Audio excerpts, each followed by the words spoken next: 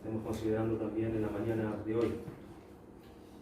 Vamos a tener entonces, hermanos, la tercera introducción a la confesión de fe de Bautista de Londres de 1689.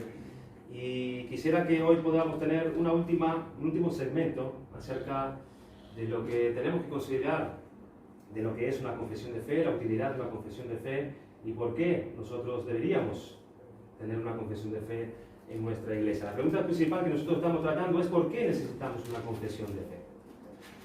Y en esta mañana quisiera dar otra respuesta en cuanto a esta pregunta, y la respuesta es la siguiente: ¿por qué necesitamos una confesión de fe?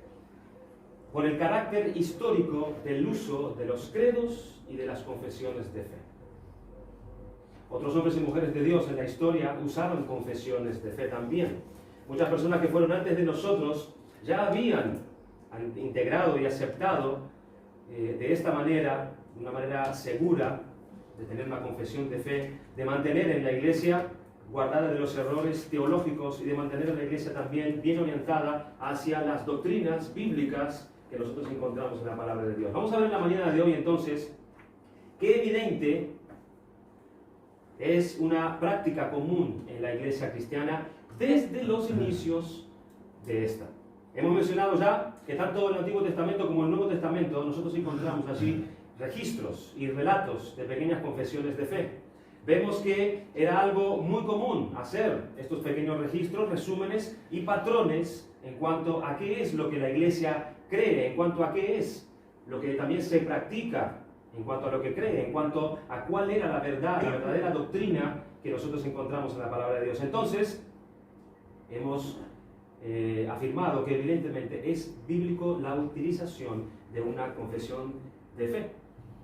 Pero ahora vamos a ver que un nuevo patrón que nosotros podemos utilizar para poder juzgar si lo que nosotros creemos está en lo correcto o no, es mirar hacia atrás. Es mirar hacia el pasado, es mirar por el retrovisor de la historia y poder ver si otras iglesias también hicieron lo mismo que nosotros. A ver si otras personas que también fueron fieles a Dios, ellos también iban por ahí. La historia es una gran aliada, hermanos, del cristianismo. La historia es una gran ayuda para que nosotros podamos compararnos y saber si lo que nosotros estamos haciendo o si el camino que nosotros estamos transitando es correcto o es erróneo. Entonces, vamos a ver esta mañana y a mirar por ese retrovisor histórico y vamos a buscar evidencias que sean notorias, evidentemente, para ver si es correcto o no es correcto usar una confesión de fe. Vayan conmigo a 2 de Tesalonicenses, capítulo 3. 2 de Tesalonicenses, capítulo 3. Espero que me dé tiempo para cubrir todo lo que he preparado para hoy. Vamos a ir un poco rápido para no quedarnos nuevamente cortados. 2 de Tesalonicenses, capítulo 3, versículo 1. Vamos a leer allí. El apóstol Pablo nos va a hablar un poco acerca de esto, nos va a hablar acerca de la historia. Él dice: por lo demás, hermanos, orad por nosotros para que la palabra del Señor corra y sea glorificada, así como lo fue entre vosotros. Aquí en este primer versículo, Pablo ya está arrancando. El Evangelio está siendo expandido, la palabra de Dios está siendo predicada y la iglesia de Tesalónica estaba creciendo. Había muchas personas que se estaban convirtiendo allí en esa iglesia, muchas vidas estaban siendo atraídas a la fe, las personas estaban viniendo al arrepentimiento de sus pecados, pero Pablo va a decir así en el versículo 2: y para que seamos librados de hombres perversos y malos, porque no es de todos la fe. Hermanos, desde los inicios de la iglesia, el Evangelio avanzaba, se predicaba la palabra de Dios, pero al mismo tiempo había gran oposición. Al mismo tiempo se levantaban barreras y había muchas luchas. Y lo que el apóstol Pablo está diciendo es lo siguiente: miren, hermanos, nosotros necesitamos ser libres. Nosotros necesitamos ser protegidos de hombres perversos y malos. ¿Por qué? Porque no todos los que están en la iglesia andan de una manera correcta. No todo el que dice que profesa la fe cristiana anda de una manera justa o de una manera santa.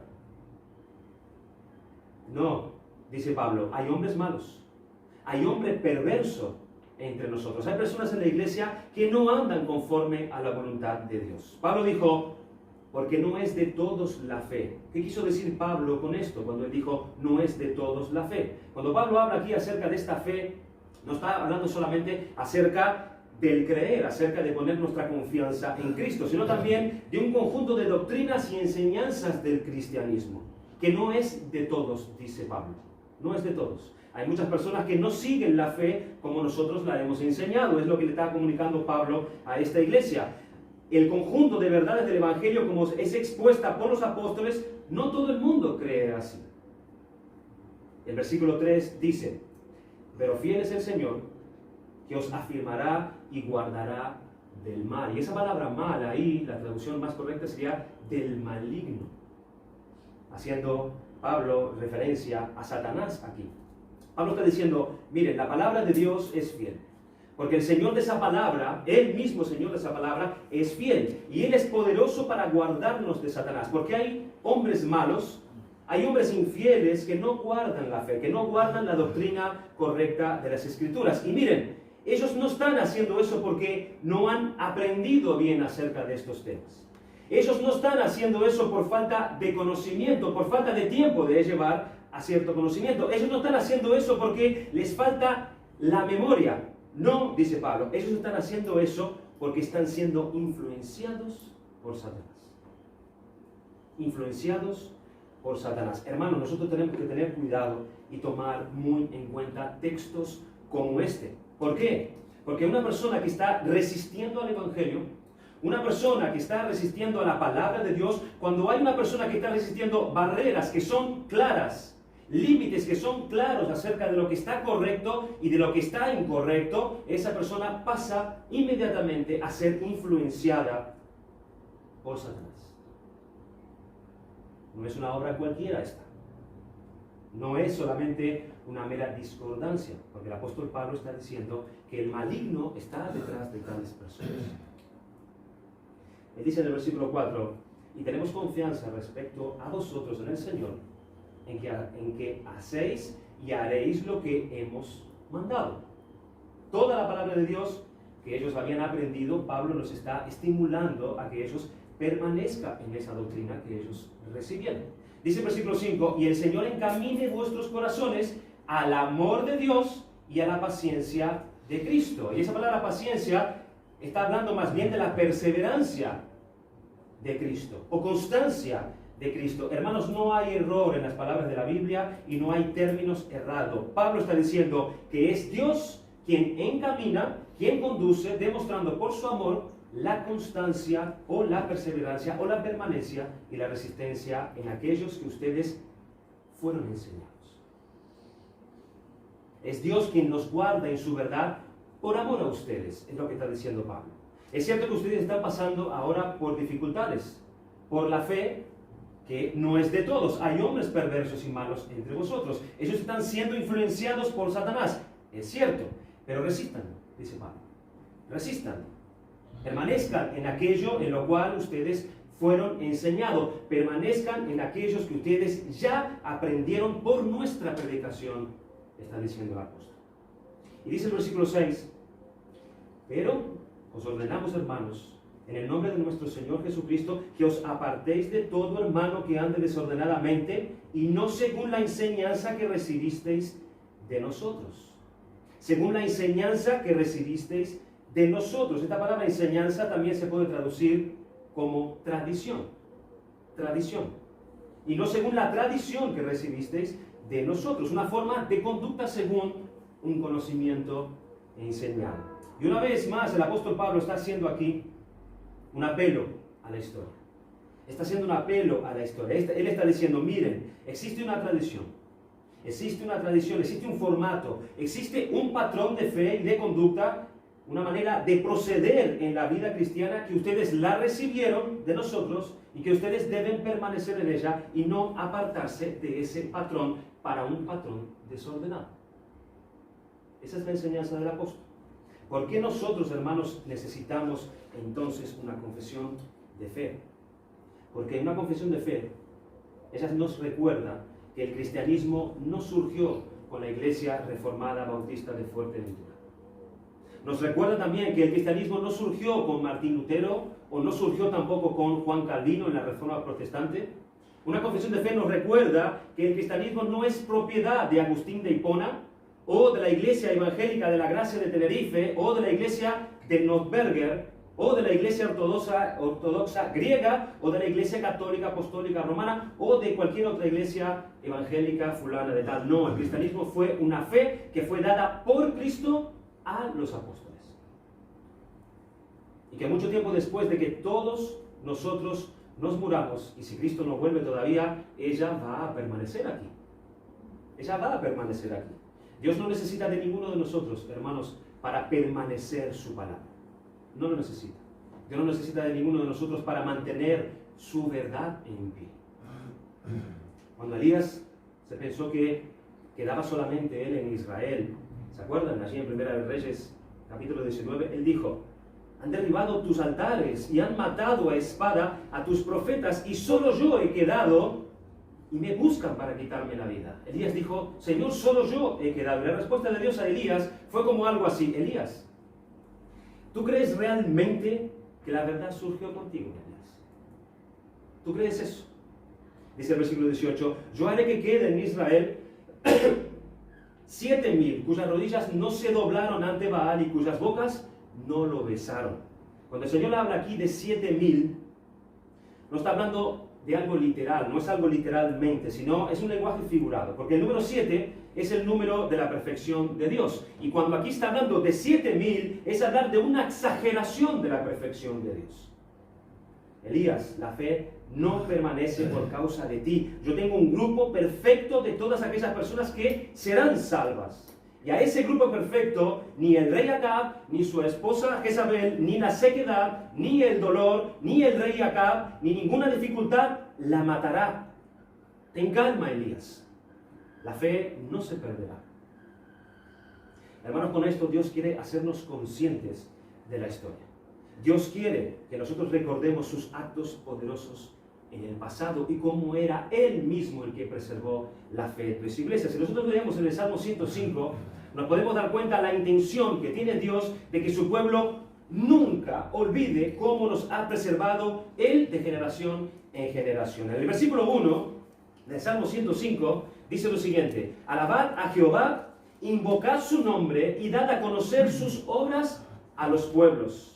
El versículo 5 dice: acordaos de las maravillas que Él ha hecho, de sus prodigios y de los juicios de su boca, oh vosotros descendencia de Abraham su siervo, hijos de Jacob, sus escogidos. Él es Jehová nuestro Dios, en toda la tierra están sus juicios. Se acordó para siempre de su pacto, de la palabra que mandó, escuchen, para que 1000 generaciones, la cual concertó con Abraham, y de su juramento a Isaac. Habla luego de cómo trajo hambre él sobre la tierra de Egipto. Habla de cómo quebrantó todo sustento de pan. Envió un varón delante de ellos, un tal José, que fue vendido por siervo. Cómo los trajo a Egipto para que ellos no murieran, pero sí quedaron esclavos allí en Egipto durante 400 años. Pero el Señor no se olvidó de su fidelidad, porque el Señor envió luego a Moisés y a Aarón, el cual escogió, dice en el Salmo. Y con su brazo poderoso los liberó por medio de las plagas, de terrores y de muerte de los primogénitos.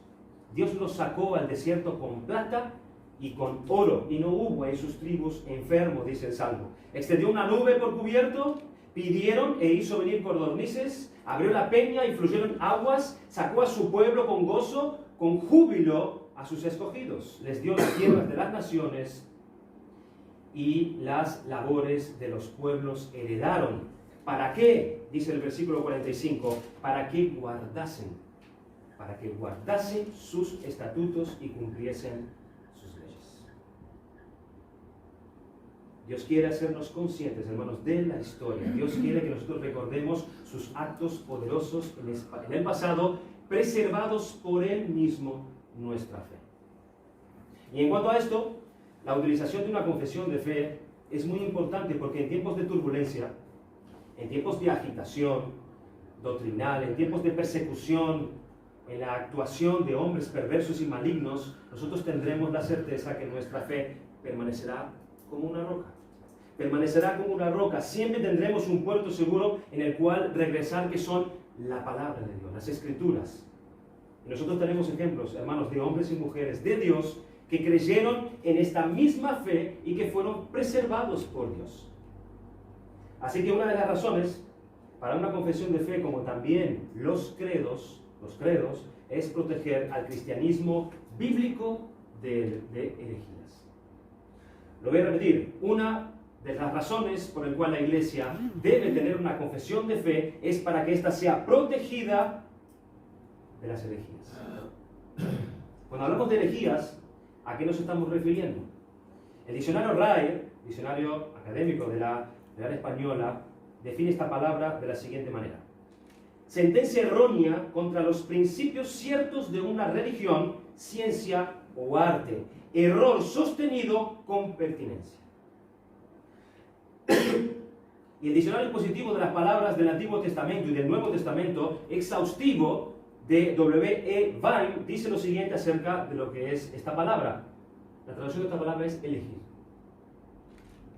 Elegir es la traducción literal en el griego de esta palabra. Elección. Herejía es elección. Aquello que es elegido por ello o tener una opinión acerca de ello. Especialmente una opinión que es voluntaria. Y no cualquier opinión o elección, sino una que toma el lugar del sostenimiento al poder de la verdad. No es cualquier elección. Es una elección que se pone en el lugar de la verdad y que conduce a la división y a la formación de sectas. Una secta es una organización generalmente religiosa que se aparta de las doctrinas tradicionales u oficiales y toma carácter secreto para los que no pertenecen a ella. Tales opiniones, sigue diciendo el diccionario, o elecciones erróneas son frecuentemente el resultado de la preferencia personal o de la esperanza de un beneficio propio.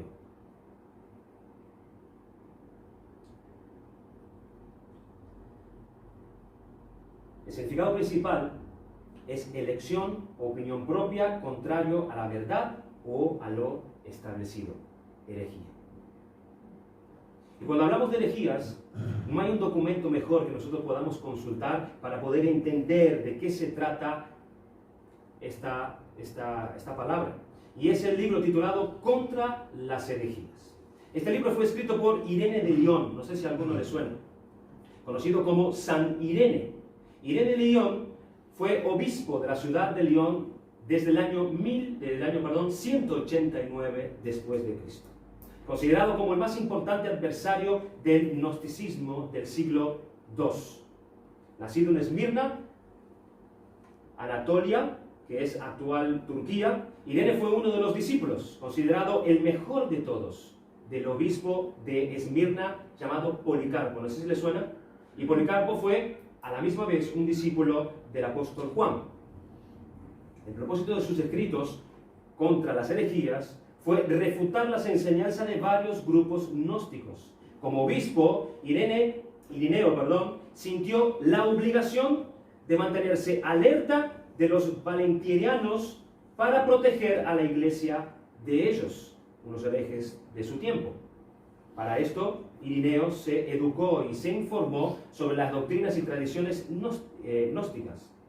Y las tradiciones gnósticas era un conjunto de antiguas ideas y sistemas religiosos que se originó en el siglo I entre sectas judías y cristianas antiguas.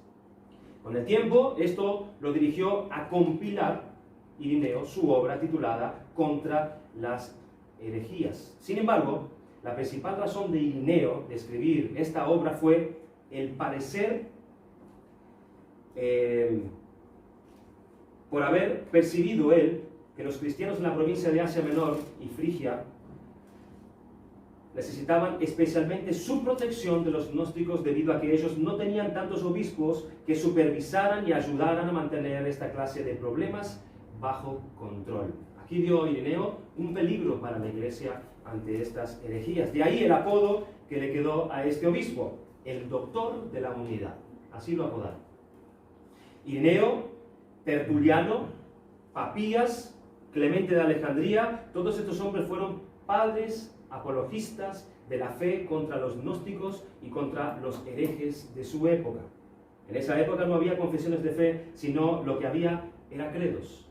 era credos. Y una de las funciones de los credos en las iglesias era proteger el cristianismo de las herejías. Por eso fueron creados esos credos.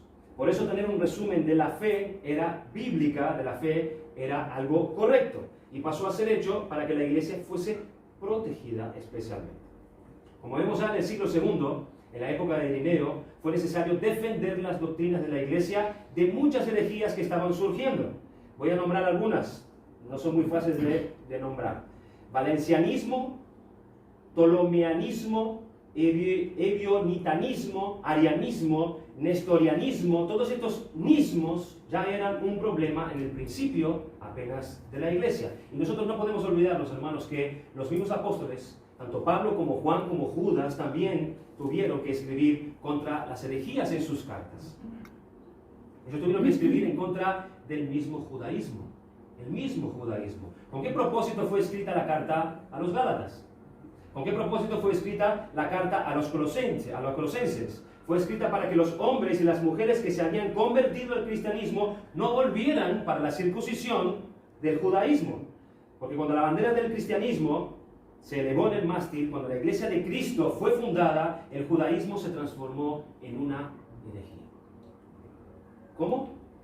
¿Podría ser eso posible, que el judaísmo se transformó en una herejía? Sí, pasó a ser una herejía porque el judaísmo pasó a competir con la única verdad existente. Jesucristo dijo: yo soy el camino, yo soy la única verdad, yo soy el único que puede dar vida, y todo el que será salvo solamente por mí. Así que la doctrina de los judíos pasó a ser una herejía. Todos los que continuaron en el camino del judaísmo estaban en camino de herejía. Ellos estaban fuera de la vertiente de Cristo. Los apóstoles también tuvieron que defender la iglesia del gnosticismo, de aquellos que enseñaban que se podía llegar a Dios por medio del conocimiento y por las cosas ocultas de Satanás. Entonces, la fe necesitaba ser defendida ante estas herejías. Así que no está de más repetir nuevamente que un credo o una confesión de fe es una declaración escrita del contenido de nuestra fe. Que eso quede grabado en nuestra mente. Una confesión de fe es una declaración de lo que nosotros creemos de una forma escrita. ¿Y por qué ella es importante? Porque ella asegura a la iglesia local, ella asegura a una misma iglesia que está en Francia, a una iglesia que está en Alemania, a una iglesia que está allá en África, o una iglesia que está en Rusia, o en Japón, o en Alaska. Un credo, una confesión de fe, asegura que esas iglesias continúan ligadas por un cordón de continuidad histórica. Esas no son hechos desolados, esas no son una nueva revelación de Dios en nuestros tiempos, sino que ellas consiguen mantener un hilo de continuidad a través de la historia. Y si seguimos hacia atrás y seguimos ese hilo de esas iglesias, nos daremos con la fuente de la fundación de la iglesia, que es el mismo Señor Jesucristo. Hay un hilo que nos viene trayendo de generación a generación hasta el día de hoy. Nosotros no somos una alegoría que se inventó la propia fe, ni somos la revelación de uno que se haga llamar por apóstoles, ni tampoco vimos un ángel que nos reveló alguna cosa, ni porque ninguno aquí tuvo una revelación divina, no, sino porque nosotros creemos en la Biblia y porque nosotros creemos también, así como otros hombres santos y aprobados por Dios también creyeron. Y esto es lo que quiero que nosotros veamos en esta mañana, ese hilo histórico de continuidad, el uso de credos y confesiones que pasaron por todos esos personajes fieles que tenemos a lo largo de toda la historia. Voy a estar enumerando alguno, a ver si alguno de ellos te suena. Hombres como Agustín de Hipona, que tenían credos en su iglesia, Martín Lutero, William Carey. Este hombre fue un misionero protestante inglés llamado el padre de las misiones modernas. Hudson Taylor, misionero bautista protestante inglés en China y fundador de la misión interior en China. J.C. Ryle, quizás no hubo un promotor más grande de la piedad puritana a través de sus escritos en el siglo XVIII que J.C. Ryle. Todos estos hombres creyeron en una fe bíblica, confesional, y no tuvieron ni miedo ni vergüenza de escribir lo que ellos creían. Thomas Gutche, Thomas Manton, John Flavel, quien no conoce a John Flavel, el hombre del gran corazón. Richard Sibbes, conocido como uno de los mejores exégetas bíblicos de la historia, Stephen Charnock, Thomas Watson, uno de los participantes de la asamblea de la Confesión de Westminster, William Bates, Matthew Henry, quien no leyó los comentarios de Matthew Henry, John Owen, uno de los teólogos más influyentes en toda la fe cristiana, John Howe, John Bunyan, el escritor de El Peregrino, El Progreso del Peregrino, Richard Baxter, el gran guía de los pastores, Robert Murray Machin, quien no conoce el plan de lectura de este hombre para nosotros, para la iglesia, ¿verdad? Por nombrar algunos de ellos. Y algunos más cerca de nosotros, Jonathan Edwards, David Brainerd, John Whitfield, los hermanos Wesley, los más grandes, tomados como los más grandes evangelistas entre muchos, George Mueller, un ejemplo de una vida de oración y fe, Martin Lloyd-Jones, etc. Todos estos fueron hombres que sostuvieron la fe, hombres que enseñaron las doctrinas que son históricas, doctrinas que traían un hilo del pasado, pasando por ellos y llegando hasta nosotros. ¿Dónde comenzó el tema de los credos después de los apóstoles? Comenzó con el credo apostólico. Así se tituló, el credo apostólico. El credo apostólico es del siglo II y no recibió este nombre porque lo hayan escrito los mismos apóstoles, no, sino porque se creía que este credo expresaba un resumen coherente de la doctrina de los apóstoles que ellos creían y que ellos también la enseñaban. Este credo apostólico surgió en la época de Irineo de León, el que comentamos antes. Y fue un credo que adoptó la Iglesia Católica, pero no surgió en la Iglesia Católica este credo. Si alguno de nosotros ha sido católico, seguro que este credo nos tiene que sonar y bastante. Dice así el credo: creo en Dios Padre Todopoderoso, Creador del cielo y de la tierra, y en Jesucristo, su único Hijo, nuestro Señor, que fue concebido por obra y gracia del Espíritu Santo, nació de Santa María Virgen, padeció bajo el poder de Poncio Pilato. Ve, aquí está hablando de historia, nombrando personajes históricos. Fue crucificado, muerto y sepultado, descendió a los infiernos, al tercer día resucitó entre los muertos, subió a los cielos y está sentado a la derecha de Dios Padre Todopoderoso. Desde allí vendrá a juzgar a vivos y a muertos. Creo en el Espíritu Santo, la Santa Iglesia Católica. Cuando habla aquí de católica, está hablando de la Iglesia universal, que eso es lo que significa la palabra católica. Y en la comunión de los santos, haciendo referencia a la cena del Señor, el perdón de los pecados, la resurrección de la carne y la vida perdurable. Si nosotros nos damos cuenta, este es un resumen mismo del Evangelio. Es un resumen mismo del Evangelio. No hay herejía alguna en este credo. Es el resumen de la fe. ¿Por qué se necesitó escribir un credo así? A causa de los ataques que la iglesia estaba sufriendo contra la fe y ataques contra la doctrina verdadera. Vamos a avanzar un poco más, porque los ataques continuaron en la iglesia. Después vino el credo de Nicea, en el año 325. Dice también, creemos en un solo Dios, Padre Todopoderoso. Si se dan cuenta, el credo apostólico comienza diciendo, creo en Dios Padre Todopoderoso. Y este credo, años después, comienza diciendo, creo en un solo Dios.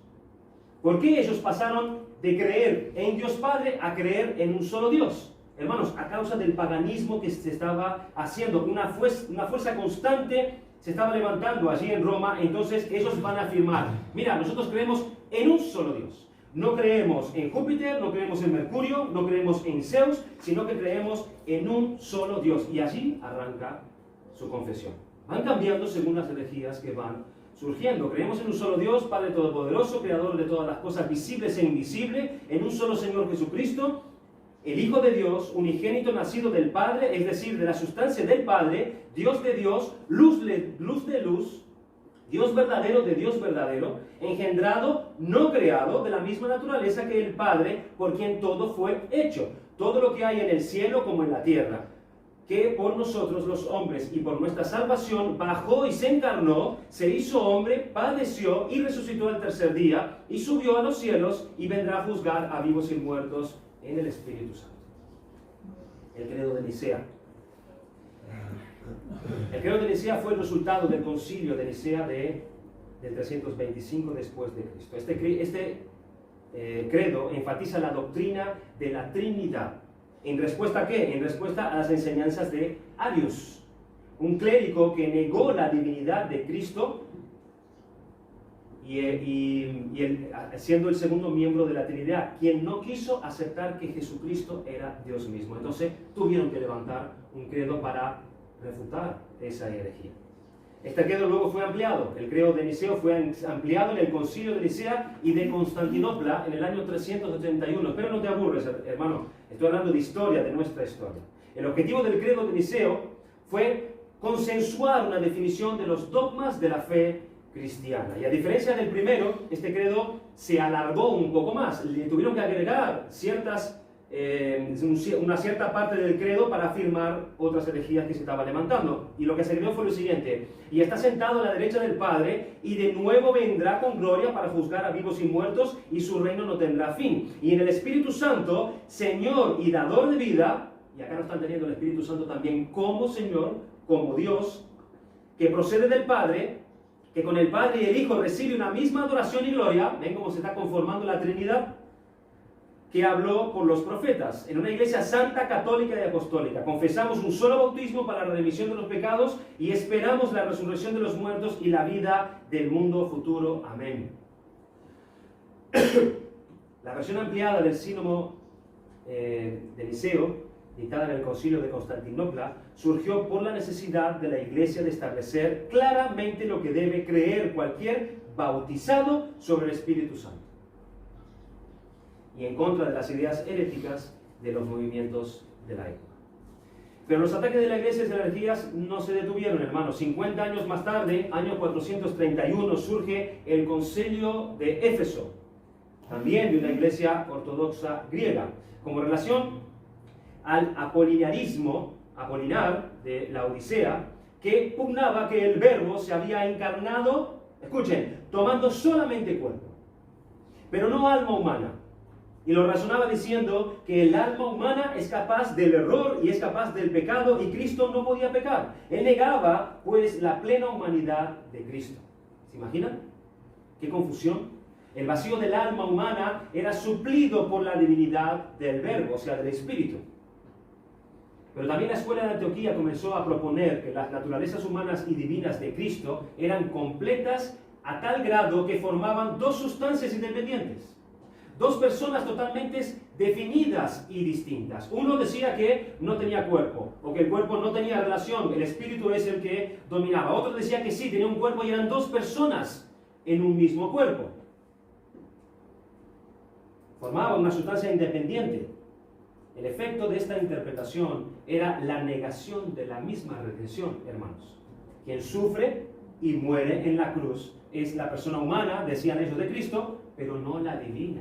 La divina no sufrió allí en la cruz, solamente la humana. La encarnación no es auténtica, entonces se podría definir. Pues Dios no se ha hecho hombre, sino que ha comenzado a vivir dentro de un hombre. Eran herejías terribles en esa época. Si nosotros no tenemos un Cristo divino, si hay solamente un cuerpo, si no hay un Cristo divino, Dios hecho carne, entonces no hay manera de satisfacer a Dios ni llevarnos de nuevo a la conformidad de la imagen y semejanza de Dios. Si no es Dios el que tiene que pagar nuestra deuda, si no hay una divinidad en Cristo, no hay redención. No hay redención. Si nosotros no tenemos un Cristo humano al mismo tiempo, entonces no hay un Salvador que se identifique con nosotros para pagar por nuestros pecados en la cruz. ¿Se dan cuenta? Podemos ver, hermanos, que el peligro era serio. Podemos ver que estas herejías eran perjudiciales para la iglesia realmente. Entonces el credo fue formado para defender a la iglesia de estas herejías y de estos engaños. Entonces este concilio de Éfeso reafirmó las dos naturalezas de Cristo, la humana y la divina, viviendo en una misma persona. En una misma persona. Avanzamos un poco más adelante. Solamente 20 años después, en el año 451, tenemos el credo o el concilio de Calcedonia. El concilio de Calcedonia fue el último concilio ecuménico de la iglesia. Ecuménico porque la iglesia estaba en ese momento junta. Allí estaba parte de la iglesia católica, parte de la iglesia ortodoxa griega, y estaba todavía unida. Y este concilio tuvo lugar en Bitinia. Sus definiciones dogmáticas fueron desde entonces reconocidas como infalibles por la Iglesia Católica y por la Iglesia Ortodoxa también. Es también es también reconocido por la comunión anglicana y por los luteranos. Este credo o concilio rechazó la doctrina del monofisismo defendida por Eutiquio. El eutiquianismo o monofisismo es una doctrina teológica que sostiene que Jesús solo está presente en la naturaleza divina, pero no la humana. Otra vez las herejías van en contra de la persona de Cristo, atacan al Salvador de la Iglesia. La Iglesia tiene que levantarse nuevamente a defender estas herejías. Eutiquio comenzó a predicar que la naturaleza humana de Cristo estaba absorbida por la divina, de modo que en la unión de ambas no había sino una naturaleza, una tercera persona. Había tres personas ahí. Ya no eran una, ya no eran dos, ya eran tres personas en la misma persona de Cristo. Las ideas de Eutiquio encontraron pronto opositores convencidos, entre ellos Teodoro de Sirio, Eusebio de Dorilea y Flaviano, patriarca de Constantinopla. Hermanos, esta herejía fue tan fuerte en la iglesia que llegó a dividirse la iglesia oriental de la iglesia occidental. Entonces la iglesia de Calcedonia recitó este credo para afirmar que la iglesia llevaba 400 años creyendo en lo mismo. Permite que se le lea este credo, que no tiene pérdida ninguna. Siguiendo pues a los santos padres, ven como ya recuerdan, ¿no? Siguiendo pues a los santos padres, ya está haciendo apelo a la historia. Todos a una voz enseñamos que ha de confesarse a uno solo y el mismo Hijo, nuestro Señor Jesucristo. Y el mismo perfecto en la divinidad y el mismo perfecto en la humanidad. Dios verdaderamente y el mismo verdaderamente hombre de alma, racional y cuerpo. ¿Ven cómo hay que definir bien y marcar en contra de esas herejías? Consustancial con el Padre en cuanto a la divinidad y el mismo consustancial con nosotros en cuanto a la humanidad, semejante a todos a nosotros, menos en el pecado. Engendrado del Padre antes de los siglos en cuanto a la divinidad y el mismo en los últimos días por nosotros y por nuestra salvación, engendrado de María, Virgen, Madre de Dios, en cuanto a la humanidad, que se ha de reconocer a uno solo y el mismo Cristo, Hijo y Señor unigénito, en dos naturalezas, sin confusión, sin cambio, sin división, sin separación, en modo alguno, borrada la diferencia de naturalezas por causa de su unión, sino conservado, más bien cada naturaleza su propiedad y concurriendo en una sola persona y en una sola hipóstasis. No partido o dividido en dos personas, sino uno solo y el mismo Hijo unigénito, Dios Verbo, Señor Jesucristo, como de antiguo. Acerca de Él nos enseñaron los profetas y el mismo Jesucristo, y nos lo ha transmitido el símbolo de los padres. Así pues, después de que con toda exactitud y cuidado en todos los aspectos fue por nosotros redactada esta fórmula, definió el Santo y Ecuménico Concilio que nadie será lícito profesar otra fe, ni siquiera escribirla o componerla, ni sentirla, ni enseñarla a los demás. Hermanos, en épocas de herejía, estas reafirmaciones de parte de la Iglesia eran importantísimas porque ellas traían la unidad nuevamente a la Iglesia. ¿A alguien le suena el nombre Atanasio de Alejandría? Atanasio de Alejandría. Él fue nacido alrededor del año 296 y él falleció el 2 de mayo del año 373. Este fue el hombre que ayudó a formar la doctrina de la Trinidad tal y como nosotros la conocemos hoy. Atanasio nos ayudó a entender quién fue Cristo. Este pequeño hombre despreciado fue un hombre tremendamente pobre, vivía casi como un mendigo por las calles de Alejandría, pero era un hombre que amaba tanto a Dios. Era un hombre que tenía tan claras las escrituras en su mente de una manera tan fenomenal que este hombre fue un tremendo defensor de la fe en su tiempo, llegando a ser más tarde obispo de Alejandría, padre y doctor de la iglesia. Él mantuvo contra viento y marea la fidelidad y las decisiones del concilio, lo cual le valió para ser condenado. Le valió para ser condenado y después de ser desterrado más de 5 veces a lo largo de su vida. Atanasio fue un hombre clave en la iglesia en los momentos que pudo haber echado todo a perder. Momentos que herejías se habían introducido y la iglesia titubeó realmente, y este hombre, Atanasio, fue una pieza clave. Dios usó tremendamente a este hombre, Atanasio de Alejandría. Seguimos avanzando y pasamos al periodo de la Reforma. En la Reforma protestante nosotros pasamos a no tener ya credos, sino ahora los credos eran cortos. En la época de la Reforma pasaron a necesitar confesiones de fe. Ya no más credos cortos, se necesitaba una confesión de fe. ¿Por qué se pasó a necesitar confesiones de fe? Porque las herejías estaban más refinadas. Las herejías, el engaño religioso de la Iglesia Católica se estaba enraizando, se estaba haciendo más profundo. Entonces era necesario una confesión pasando tema por tema profundamente del cristianismo y mostrando lo que la nueva fe reformada creía en cuestión o en contra de lo que enseñaba la Iglesia Católica. Entonces se necesitaba un documento grande, se necesitaba un documento extenso para explicar punto por punto la doctrina, para explicar por qué Martín Lutero, por qué Philippe Melanchthon, por qué Juan Calvino no eran dignos de la hoguera. Porque ellos no estaban creando una nueva religión diferente a lo que enseñaban la línea de los apóstoles. ¿Y qué hicieron los reformadores? Ellos se pusieron enfrente de la Biblia, ellos estudiaron esos credos, los mismos credos que ellos recibieron de la historia, ligaron esos credos con la palabra de Dios. Ellos retrocedieron bien atrás hacia esa fe que todos esos hombres fieles de Dios ya habían confesado una vez.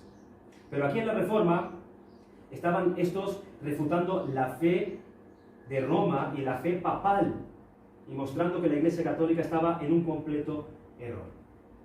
Así que, hermanos, la historia de la Iglesia cristiana es una historia de lucha continua. Es una historia de enfrentamiento continuo, de continuos combates en contra de herejías. Es una historia de mucha controversia, año tras año teniendo que levantarse la iglesia para combatir contra el error de turno.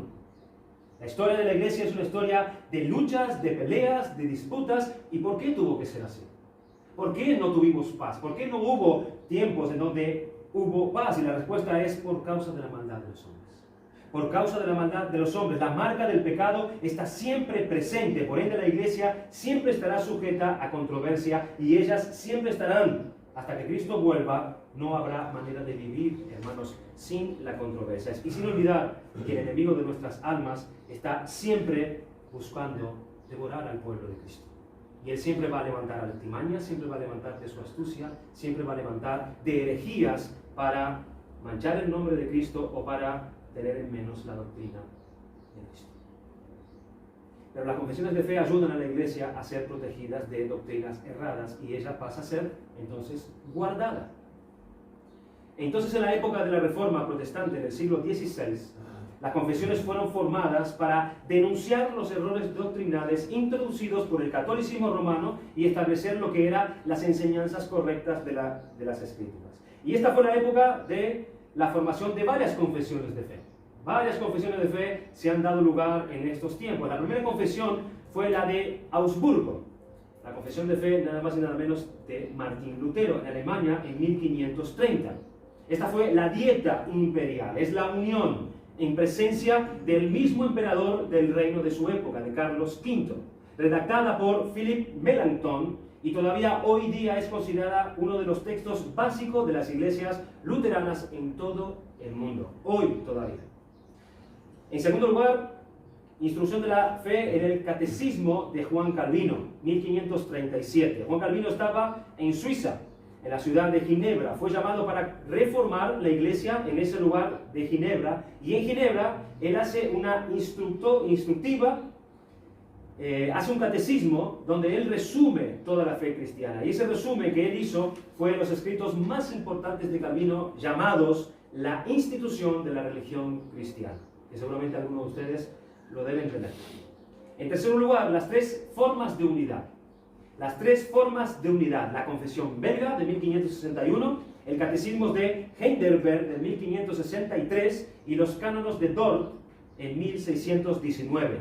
¿Qué son estos tres documentos que conforman las tres formas de unidad? Ellos son llamados las tres formas de unidad. Las iglesias reformadas de Holanda adoptaron estos documentos. La iglesia reformada de los Estados Unidos también adoptó estos documentos. Estas confesiones de fe son muy buenas, son muy simples, son muy bíblicas y son muy cuidadosamente redactadas. La confesión belga, por ejemplo, una de las tres, es una confesión simple que nos habla con respecto a la verdadera fe del creyente. El catecismo de Heidelberg es usado para instruir a las familias en la casa, para instruir a la madre, para instruir al padre, para instruir a los hijos. Y los cánones de Dort son un documento que refutó el arminianismo, las doctrinas propagadas por Jacobo Arminio, como doctrinas que no estaban de acuerdo a la tradición de la iglesia ni el patrón de la iglesia. Y los cánones de Dort aclaran la esencia reformada de la salvación por la gracia de Dios. Allí primero surgió los 5 puntos de Calvino. Arminio se levanta contra estos puntos y aquí se reúnen tantos maestros que se llamó el Cánon de Dort para poder refutar a este hereje.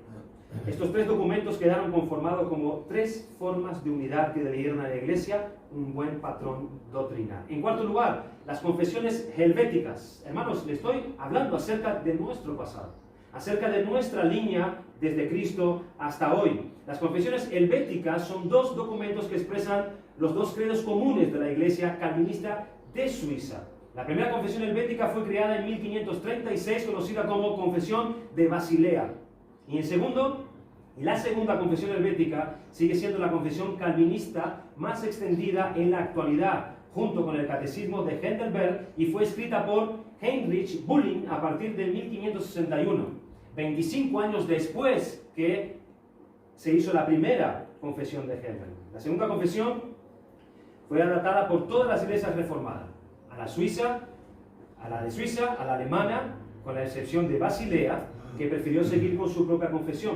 También fue aceptada en Ginebra, así como por los calvinistas de Escocia, Polonia, Austria y Hungría. En quinto lugar, unos artículos que se llamaron 39 artículos de la Iglesia de Inglaterra. 39 artículos de la Iglesia de Inglaterra. Los 39 artículos de religión son las afirmaciones definitorias históricas de las doctrinas de la Iglesia de Inglaterra. Ya no estamos en Escocia, ya no estamos en Polonia, ya no estamos en Ginebra, en Inglaterra. Definidos en 1563, los artículos sirven para definir la doctrina de la Iglesia en Inglaterra en cuanto a su relación con la doctrina calvinista y la práctica católica. Fueron escritos bajo la dirección del arzobispo Thomas Cranmer y Nicholas Ridley, y ellos fueron muertos, ellos fueron quemados en la hoguera por tener este documento como una verdad, en una hoguera en Oxford, Inglaterra, junto a un tercero llamado Hughes Latimer. No sé si les suena. Latimer, en manos de la reina de Inglaterra, María Tudor, más conocida como María la Sanguinaria, que durante su reinado de 5 años, nada más y nada menos que 5 años, más de 280 residentes y religiosos murieron quemados en la hoguera en las llamadas persecuciones marianas. Hugh Latimer fue quemado en la hoguera junto a Nicholas Ridley, los que compusieron estos 39 artículos. Y está registrado las palabras de Latimer a Ridley antes de morir, cuando él dijo, los dos allí amarrados antes de ser quemado: tened buen ánimo, maestro Ridley, porque la gracia de Dios en este día encenderemos tal luz en Inglaterra que confío en que nunca se apaga. Miren la fe de estos hombres. Estaban muriendo por lo que creían. Muriendo por lo que creían. La iglesia del pastor y escritor americano evangélica inglés J.C. Ryle utilizaba estos 39 artículos como la confesión de fe de su iglesia. En sexto lugar, la confesión de fe de Westminster. Esta es más conocida para nosotros. Esta confesión fue una obra impresionante. La confesión de fe de Westminster fue elaborada por puritanos ingleses y escoceses. Allí estaban Thomas Watson, Thomas Goodwin, Samuel Rutherford, entre otros. Y es un breve resumen teológico apologético del credo cristiano protestante calvinista promulgado en 1646 y publicado en el 1648. Recoge la ortodoxia doctrinal de las iglesias reformadas nacidas del movimiento calvinistas en Gran Bretaña, cuyas raíces históricas está en la doctrina expuesta por Juan Calvino durante el siglo XVI en Ginebra, Suiza. Aunque se hizo primeramente parte para la Iglesia de Inglaterra, permanece como un estándar subordinado de doctrina para la Iglesia de Escocia y ha influido sobre las iglesias presbiterianas en todo el mundo. En séptimo lugar, ya vamos terminando, la Confesión de Fe Bautista de Londres 1689, que es la que nosotros hemos abrazado. Esta confesión de fe fue adoptada por William Carey, Hudson Taylor y Charles Spurgeon, entre muchos otros. Esta es una confesión muy parecida a la Confesión de Fe de Westminster, con diferencias en que los bautistas no creen, por ejemplo, en el bautismo de niños, el cual los presbiterianos y los puritanos sí lo hacían. Los bautistas también creen en la iglesia local, que la iglesia local es liderada por un pastor o por varios pastores en la iglesia. Y el sistema presbiteriano cree en la ordenación de presbíteros y todos ellos gobiernan la iglesia simultáneamente. Una diferencia en el orden del gobierno en la iglesia. En el capítulo 10 de esta confesión de Westminster hace una afirmación acerca de la salvación de los niños. Ellos afirman que la salvación de los niños es algo cierto, pero la afirmación es dogmática. No podemos afirmar eso. Es algo que nosotros podríamos esperar y deseáramos que eso fuera así, pero no podíamos afirmar eso como una verdad, porque no tenemos las bases bíblicas para que podamos hacer esta afirmación. Y en el capítulo 26, otra afirmación así de dogmática es acerca del anticristo. Ellos afirman que el anticristo es el Papa, saldrá de la Iglesia Católica y será el Papa. Pero eso también es algo dogmático. Nosotros no podemos asegurar eso también. Pero estas diferencias no son herejías. No son herejías, sino que son imprecisiones. Son diferencias de lo que interpreta en la Biblia que no tienen relevancia. En octavo lugar está la Confesión de Fe Bautista de New Hampshire. Esta confesión de fe fue redactada por el reverendo John Newton Brown y adoptada por la Convención Bautista de New Hampshire. Llegó a ser aceptada ampliamente por los bautistas en los Estados Unidos como una declaración clara y concisa de fe. Hermano, ¿para qué sirvió todo lo que hemos dicho aquí? ¿Para qué sirvió todo lo que hemos escuchado? Hemos nombrado a muchas personas, hemos nombrado muchos credos y muchas confesiones de fe. ¿Y esto para qué? ¿Para qué? Para que nosotros podamos entender, hermanos, que nosotros no vivimos aislados de la historia. No vivimos aislados de la historia. Hermanos, esto es muy importante y es algo muy necesario que nosotros conozcamos y sepamos. No sé si te has dado cuenta, pero en las escuelas del día de hoy casi ya no se enseña acerca de la historia propia del país, acerca de su historia, acerca de sus años, acerca de sus conquistadores, todo lo que ellos hicieron para que nosotros pudiéramos llegar hasta aquí, casi ya nos enseña en las escuelas acerca de la historia. Y los jóvenes no conocen acerca de la historia de su nación, o casi nada. Los valores que tuvieron, los del pasado, por los cuales muchos perdieron sus vidas, ya no se canta el himno tampoco, o en rara escuela, tampoco las autoridades ya no son honradas. Ya nos enseña eso. Ahora es mucha tecnología, descubrimientos científicos centrados en todo lo actual. Y yo no digo que eso sea malo, al contrario, eso es algo bueno. Pero un pueblo que es apartado de su historia es un pueblo que fácilmente es esclavizado. Fácilmente.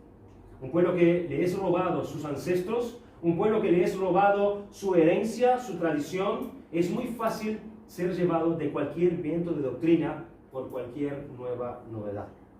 El marxismo, basado en las ideas de Karl Marx, y el socialismo no es más que una reformulación y una relectura de la historia, que hace que todo aquello que es tradicional, todo aquello que es de buen valor, de buena moral, de buena ética, sea cortado, sea olvidado y sea sustituido por una doctrina del pesimismo o del placer encima de todas las cosas. Y el Dios de esa doctrina pasa a ser el Estado o pasa a ser el gobierno que está de turno en el mundo. Cada nación tiene su propia historia, que la hace diferente a la otra nación. Cada nación tiene sus sus tradiciones. Cada país tiene su cultura y por eso, por medio de esas diferencias de su historia, esas naciones son diferentes a otras historias. Hermanos, nosotros como creyentes, nosotros tenemos nuestra historia.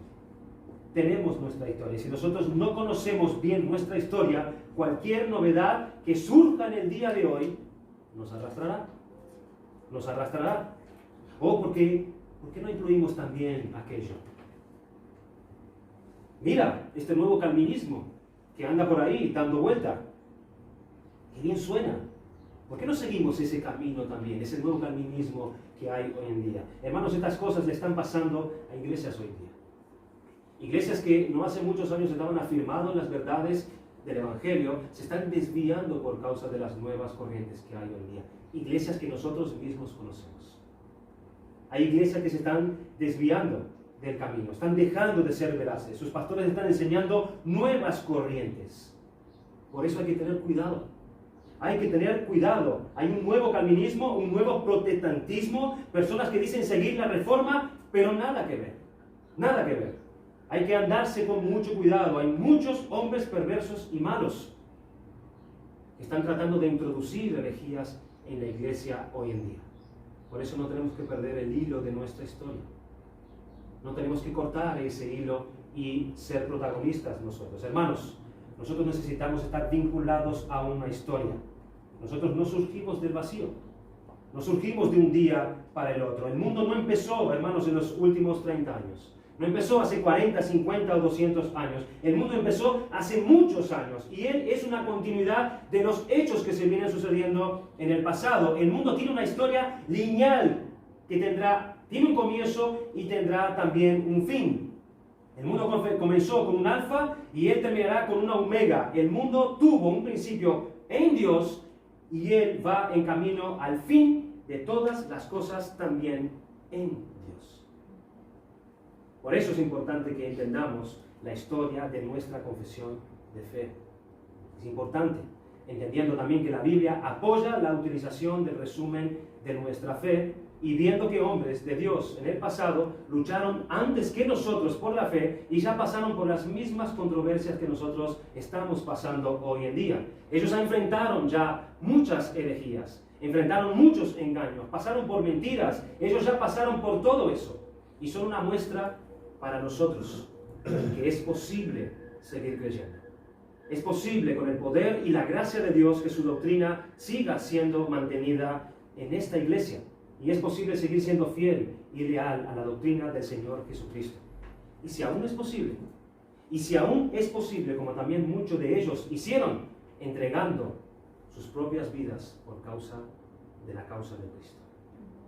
Aún si es posible. Como escribió Pablo a los tesalonicenses, por lo demás, hermanos, orad por nosotros para que la palabra del Señor corra y sea glorificada, así como lo fue entre vosotros, y para que seamos librados de hombres perversos y malos, porque no es de todos la fe, pero fiel es el Señor. Pero fiel es el Señor que os afirmará y guardará del mal.